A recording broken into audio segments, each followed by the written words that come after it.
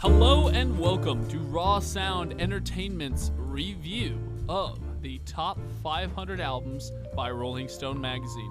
Today we are reviewing number 490, Tres Hombres by ZZ Top. This was released in 1973 by London Records. Make sure, before we get into this, that you listen to this album beforehand. It will help give you context as you watch. And if you'd like to say anything about our review, make sure you comment down below or send us a message on Twitter. All of the information is in the description. My name is Marshall. And my name is Sam. Let's get to it. So, Sam, tell us a little bit about ZZ Top and their album Tres Hombres. So ZZ Top is a blues, country, rock trio that come from Houston, Texas. And you probably are more familiar because of their beards, and that's sort of their trademark, their big beards that two of the band members have. The third one, who's the drummer, does not have the beard, the signature beard. But you'd think the drummer would have the beard. Right? You'd think so, because usually I picture a drummer as bald with a big beard. That's just the mental image I have. Even if a drummer doesn't have the beard, if you said there's someone in this band who has a beard, you would think drummer. Right? It just seems obvious, but I guess they kind of deviate from that norm. Anyway, so then this is one of their earlier albums, Tres Hombres, in 1973, before their big critical success, I guess, with Eliminator, which we will be seeing later in this list. And that actually came out in 1983, so 10 years after Tres Hombres. So this band's been around for a while, and they're very famous as well because the trio has been together for over 40 years, and they've never switched a member for somebody else. It's always been the same core trio. And this album title is sort of reminiscent of them because Tres Hombres, three hombres. Hombres is just, I'm not very good with Spanish, but what would hombres, do you know what hombres means in Spanish? I thought it means men. Or three men? Brothers. Maybe three brothers, three men. I'm pretty sure it means brothers, actually. So three brothers. The three, they're a trio, so maybe they're talking about themselves. Probably talking about themselves. Definitely themselves. Yes. So I don't think there's a doubt.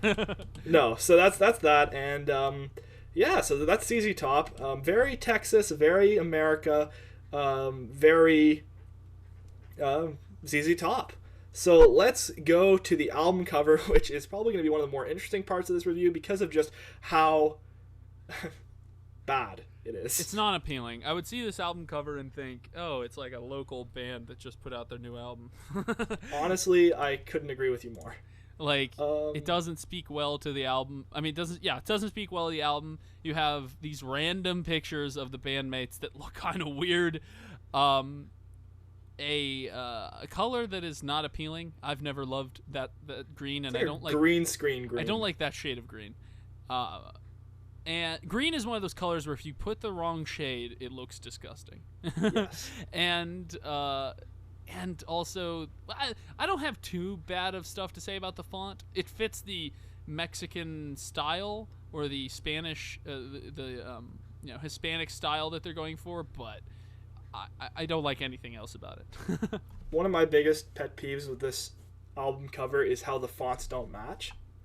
They have Tres Hombres and ZZ Top in two different fonts, which I just find is just it's so bad. It's just so it clashes. The two fonts sort of clash. I don't mind that too much. I think that fonts need to match on an album, or if there's two fonts that are the same size and both that are sort of linked together. Like if it was like a font like Trademark or whatever in the bottom right corner, I understand, but they need to match if they're two main items on a cover. I use two different fonts for my wallpaper. Do you think it looks awkward? I don't know. I don't know if it's as bad as this, but this is pretty bad for me. They both have the same emphasis. So I think they both need to have the same font. That's just my personal opinion in this one. Maybe on your channel there's less emphasis on the other one, so you can have a different font. But this one, they seem equally as important, so they seem to need the same font. I kind of know what you mean, yeah. Also, I didn't know that MS Paint existed in 1973, but apparently this album cover told me otherwise, because that looks like a very good MS Paint job. It looks like it was made in MS Paint. I mean, in my opinion, it just looks very MS Paint, almost like a elementary school student did that in their computer lab at school. It wasn't in 1973. Microsoft Paint does go back really far, though. I think it was when they had the first version of Windows, like the graphical version of Windows, like after the Microsoft Basic was obsolete, they put Microsoft Paint in that version.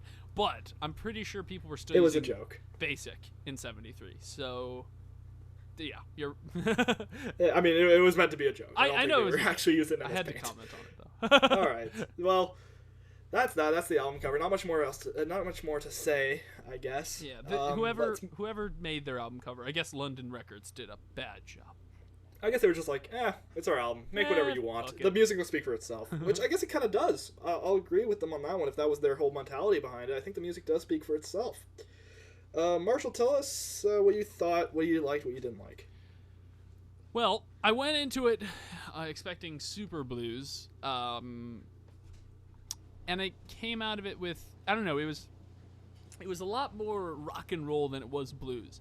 To say that it was blues focused would be incorrect. And if, like I've said this, if you want a genre, like if you want a style that I think it fits, for me, I want to call it roadhouse rock, like the sort of rock you would hear in like a diner in Kansas, or like the kind of music that would be playing at a bar that a bunch of bikers go to, like something like that. Definitely country, definitely more rural rock and roll, and there is blues in it, but the blues is more of a theme than it is a main genre. It's not like, this isn't a blues album in my opinion. What do you think about it? It felt very mixed in the genres for sure. Sometimes I was listening to it, I was like, this is rock and roll, which it is. I would mostly say this is rock. But then there were sometimes I was getting hints of blues. Sometimes I was getting hints of bluegrass as well. And just some very interesting, not interesting, but very hard-hitting guitar riffs in this one, I find. They really like that very basic but very effective guitar riff, especially when you open up the album, when you start off on Waiting for the Bus. It opens up with a guitar riff, and I knew this was not going to be like the other blues albums that we had reviewed. This is a more Southern American, even though Texas is not a southern state. I know, I don't get it because I'm a Canadian and I don't get that whole southern crap, and I know how, never mind. What are you saying? Texas is not a southern state. It is. I know it is south, but it's not southern. Anyways, that's not important. It's the second southmost state, so. No, I know, but a lot of people tell me, no, it's not a southern state because south is like Louisiana, Florida, Georgia, Missouri, and all those states in there. But I'm like, I don't know. Well, they were part of the Confederacy.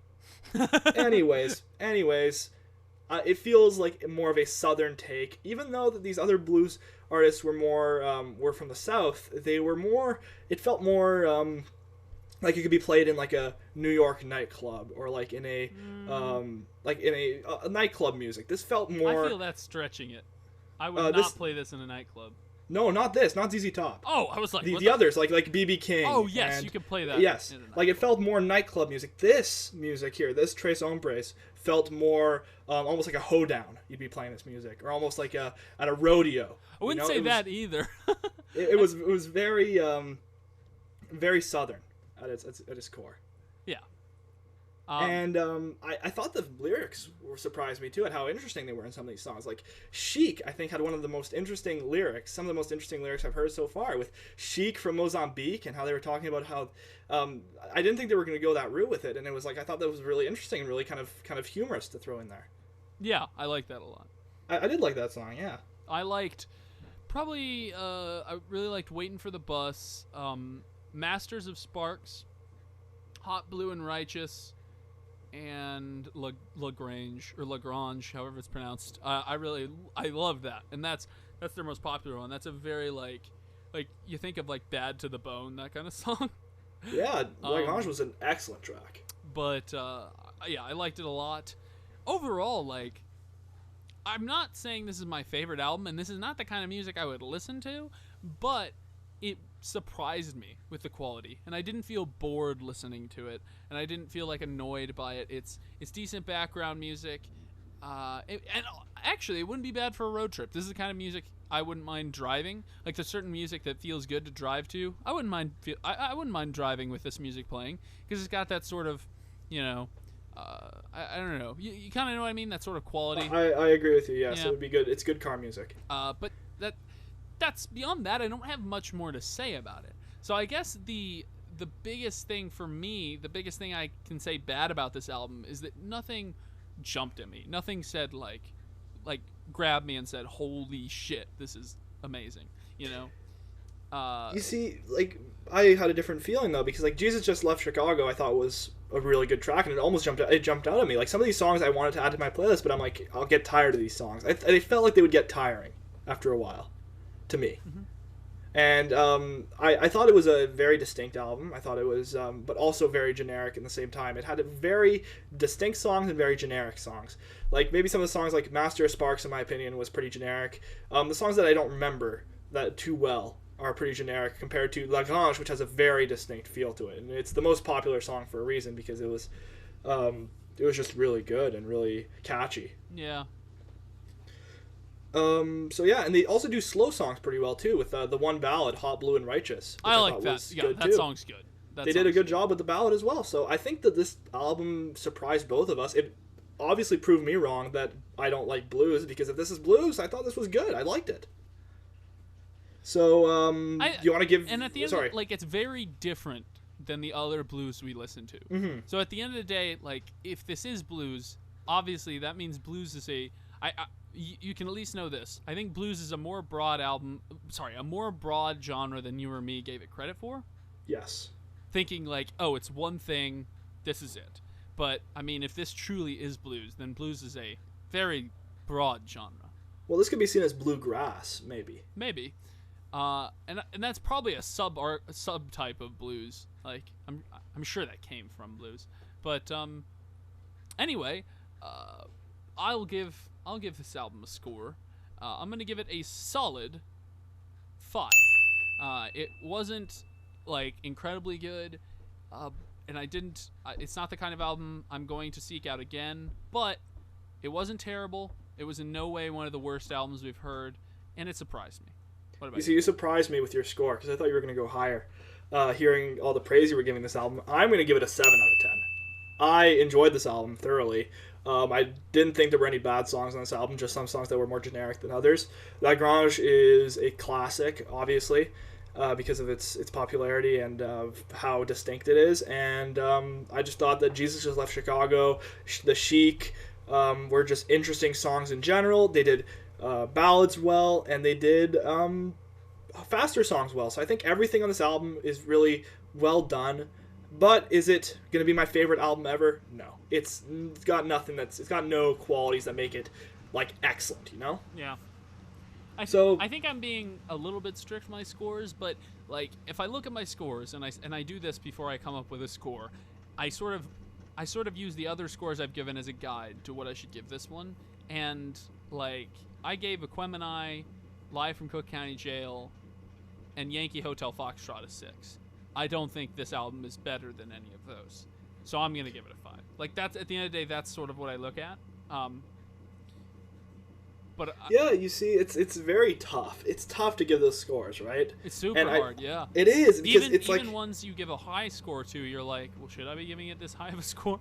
I gave this a 7 out of 10, and then now I'm like, oh, but is it really better than all these albums? But it's so subjective, right? Because this is a blues album, but then the other albums are like a folk album or a hip-hop album, and it's like, it's so different. They're like apples and oranges. It's incredibly subjective, but that's why I'm trying to just say... Pure enjoyment factor. Did I enjoy it as much as Aquemini? No. Did I enjoy it as much as Cook County? No. So, it's a 5. Did I enjoy it more than Touch? Yes. Did I enjoy it more than Boz Skaggs? Yes. He made it in! Yay! He made it into the video. I knew we were going to squeeze him in there somewhere. Worried. Alright, so that's that. Let's talk about the next album. We finished a little bit early, so we were going to talk about it anyways, but now we have a little bit more time to do so. But there's not really a time limit, I guess, per se. So number 489, we're hopping down a decade into 489, down from the 490s into the 480s. So we're getting a little bit closer to that number 1. Yeah. This album is by Kiss, and it is called Destroyer.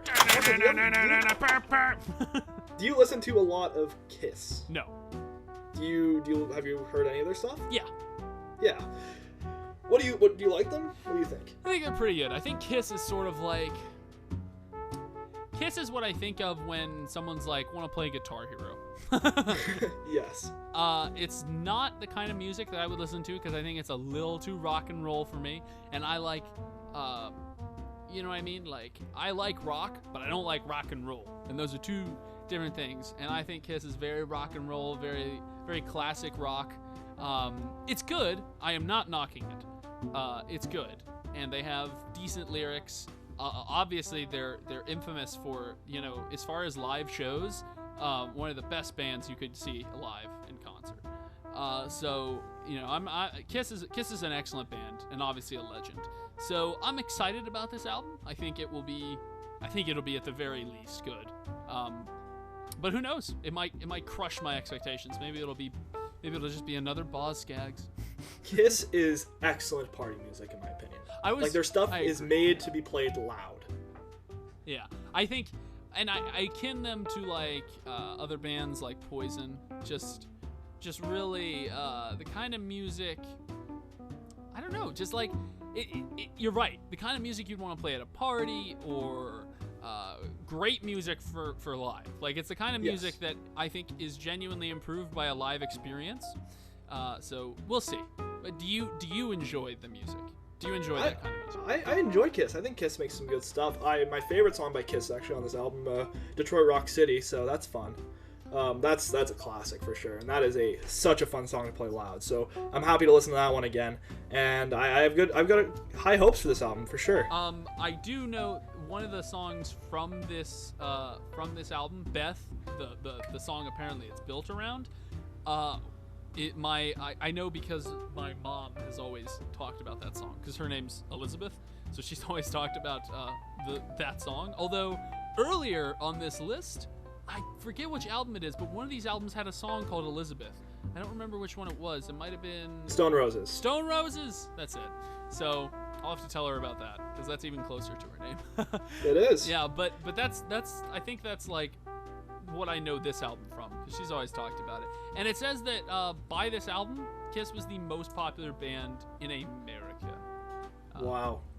So obviously a huge legend. This album launched them even further into greatness. So I'm excited to see what it's like. I'm pumped, and hopefully you guys will join us for that one. A lot of great albums on the way, as we said last episode, that there's a lot of good stuff. So if you haven't subscribed yet, please do, so you can get our videos when they come out. We don't have a set schedule, but we do try to upload once every 2 days when our schedules permit. So that's it for today. Thanks for watching. Follow us on Twitter, leave a comment below, or you can always tweet at us with the hashtag 500greatest. And listen along as well because it's a lot more fun. So if you want to listen for the next episode, Kiss Destroyer is the album you have to listen to. So that's been us for today. Thanks for watching, and we will see you next time.